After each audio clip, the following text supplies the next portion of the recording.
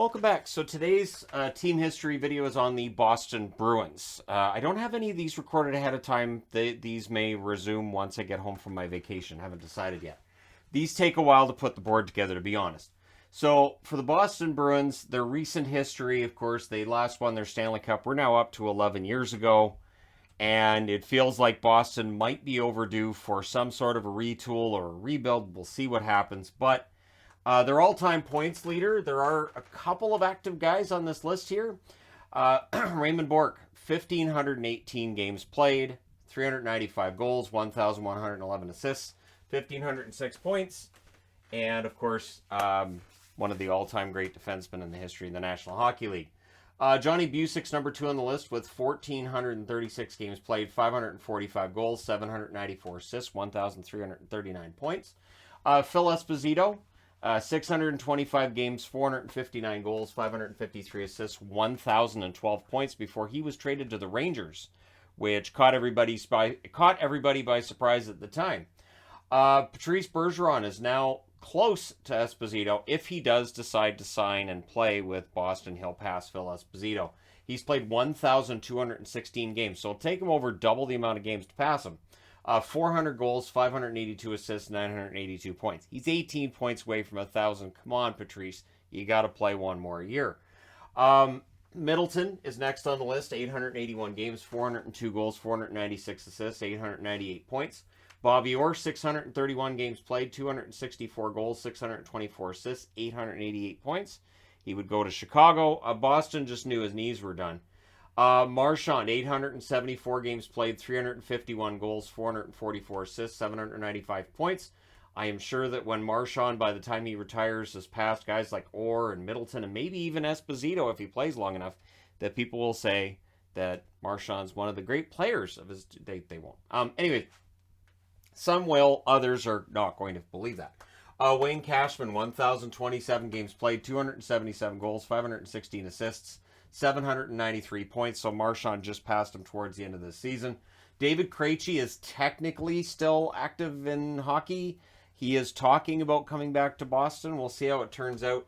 In 962 games for the Bruins, 215 goals, 515 assists, 730 points.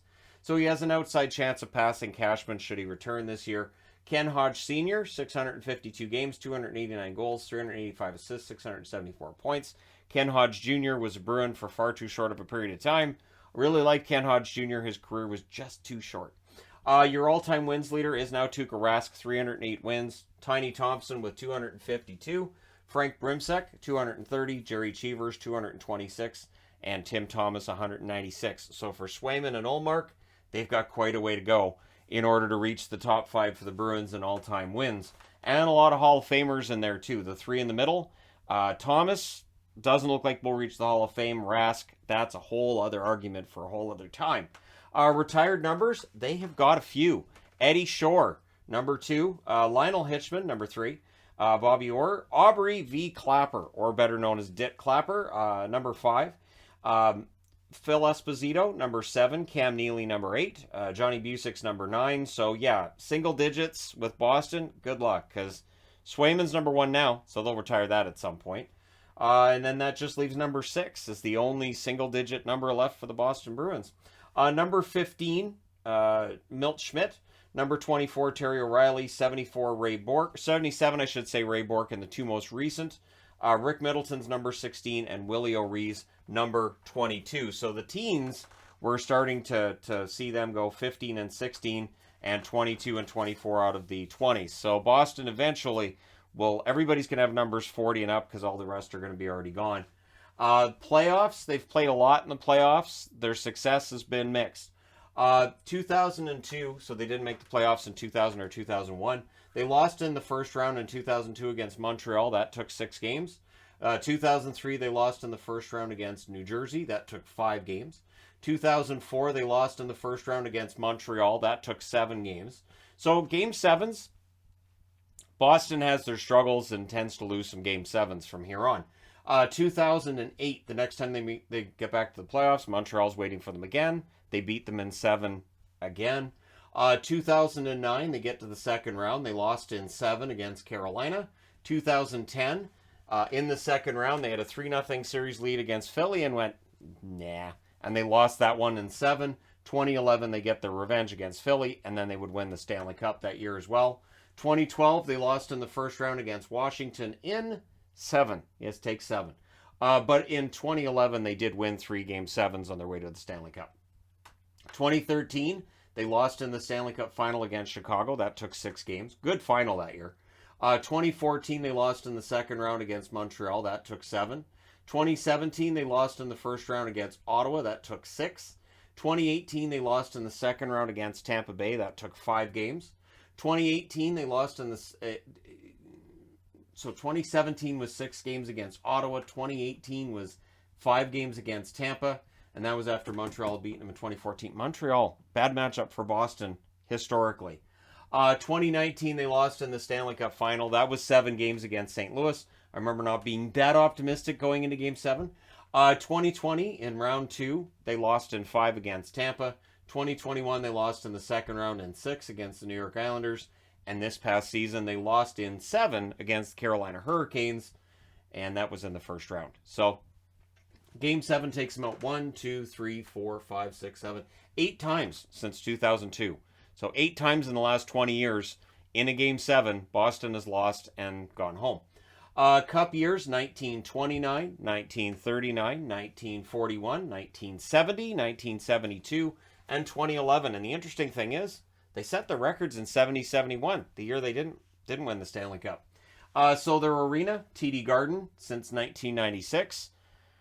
To me, it'll always be the Boston Garden, right? I'm old enough to remember the Boston Garden to when the Boston Garden was a smaller arena. So, and I mean the ice surface was actually smaller. So home ice advantage meant something whether you were going there or going to the Odd in Buffalo. They were small buildings and they took advantage. Their coaching history, they've now got 29 coaches in their history. Art Ross coached for them from 1924 through 1945. Had a coaching record of 387 wins, 290 losses, and 95 ties. And of course, they've just named Jim Montgomery as a replacement Bruce Cassidy. It's tough replacing Bruce Cassidy. The good news is Cassidy didn't win a Stanley Cup in Boston, so if Montgomery does, people forget all about Cassidy pretty quickly. Actually, Boston gets off to a really good start, and I know Montgomery is a really good coach. It is possible that we're not hearing as many complaints about Cassidy pretty early in the season. The first goal scored in the history of Boston was scored by Smokey Harris at 3:30 of the second period in a 2-1 win over the Montreal Maroons. That's how long ago that first game was. Most recent goal was scored by David Pastrnak at 19:38 of the third period in the 3-2 overtime or 3-2 regulation loss against Carolina that sent them home in 7. So they made it 3-2 late, but it was done. It was over. They weren't scoring again with 22 seconds left. All-time penalty minutes leader, Terry O'Reilly with 2,095. Your season records for Boston, Esposito, 76 goals in 70-71. Bobby Orr had 102 assists that same season. Phil Esposito had 152 points that season. So 76 goals and 76 assists. Your penalty minutes leader in a season was not from the 70-71 season. It was actually Jay Miller in 87-88 had 304 penalty minutes. All-time wins in a season, Pete Peters recorded 40 wins in 82-83. And it really looked like that team had something special going on, just could not get to the Stanley Cup final. And then when they did in 88 and 90, they just could not win it for Ray Bourque. It's still a shame that Bourque had to go to Colorado to win a Stanley Cup.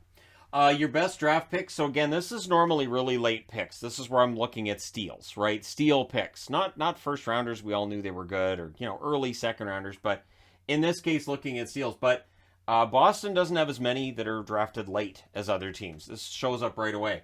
2003 drafted 45th overall is Patrice Bergeron. I kind of have to mention Bergeron. He's been playing for Boston for almost 20 years, so you kind of got to mention him. 71st pick in 2006 was Brad Marchand. 63rd pick in 2004 was Krejci. So Bergeron, Krejci, Marchand all drafted within 3 years of each other. 1988 drafted 81st overall, Joe Juneau. Joey Juneau was a very good point producer, and then it just kind of fell off for him. I may do a career video at some point on Juneau if I haven't done one already. Number 153 in 1978 was Craig McTavish. Number 166 in 1984 was Don Sweeney. Sweeney played a very long time on the blue line for Boston, and now he's the GM. Clearly, Cam Neely has full faith in him. Boston fans, not so much. 2017 drafted 111th overall is Jeremy Swayman. I'm putting him on the board because looking at their goaltending drafting, it's been spotty in Boston drafting goaltenders.